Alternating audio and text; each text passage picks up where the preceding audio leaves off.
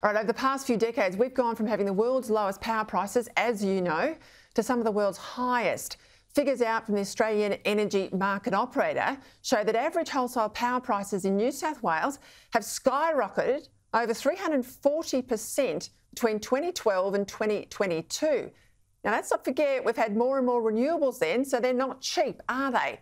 In Queensland, those prices have risen more than 450% over the same period. As a result, of course, we've lost industries, thousands and thousands of manufacturing jobs, and the situation will only get worse. By 2030, 4 more coal-fired power stations on the east coast will shut.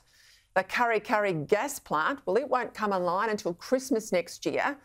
Malcolm Turnbull's boondoggle, Snowy 2.0, well, it won't be up and producing power until late 2029.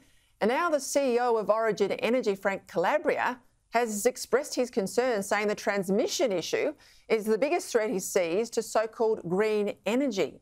Joining me now to discuss this mess and more, the Australian's Environment Editor, Graham Lloyd. Graham, last night I had some farmers on from country Victoria, really up in arms about the lack of consultation and information about the transmission lines that will crisscross prime agricultural land. You've got those comments there from the Origin Energy CEO. What do you think? Well, good evening, Peter. This is the issue that has now come into focus, and it's been hiding away there for many years, as you know. But landholders who are exposed to these large renewable energy projects often don't want anything to do with them.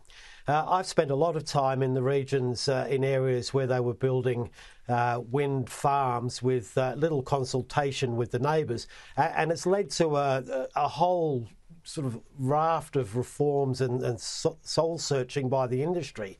What we're now going to see with the transmission lines and the scale of renewables that are being rolled out is going to be a huge mess that's going to require many, many millions of dollars and many years to sort out. It's the thing that really hasn't been taken into consideration with setting very tight deadlines to meet these ambitions.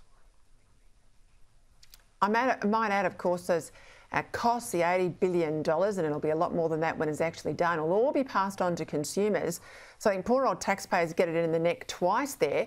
What do you make, though, of Frank Calabria's comments that we're squandering, he says, our nation's natural advantage by not allowing the development of new gas mines? A question is, why is gas as expensive as it is? Well, I think there's a whole raft of issues that have led to where we are with gas. The most significant being we now have parity pricing, so we take the world price as a result of being able to export through Gladstone. If you look back, Gladstone was probably overbuilt with too much capacity being sent offshore, and then the supplies to feed it fell short because it was more difficult than they thought. But really, it's been a concerted ideological campaign to restrict gas exploration and development in New South Wales and Victoria that's really put a foot on it. And it's been aided, if you like, by the renewables industry that doesn't want any competition in power generation. So they've been very quick to say that the gas shouldn't be considered a lower emissions fuel. That is all coming into a bit of sharp relief now, where it has to be reconsidered. Look, just quickly, the PM announced today the creation of a new net zero agency headed up by former Unionist Labor Minister Greg Combet. Do we know anything about this agency and its remit? Well, the agency is really at the core of the government's transition, and Greg Combet is an interesting choice to head it up. There's two things that it will be overseeing. One is getting in place the sort of assets that are needed for a transition, but more importantly, looking at the labour impacts on people who work in those industries now. Greg Combet, as you know, big history in the union movement, long association with sort of net zero agenda.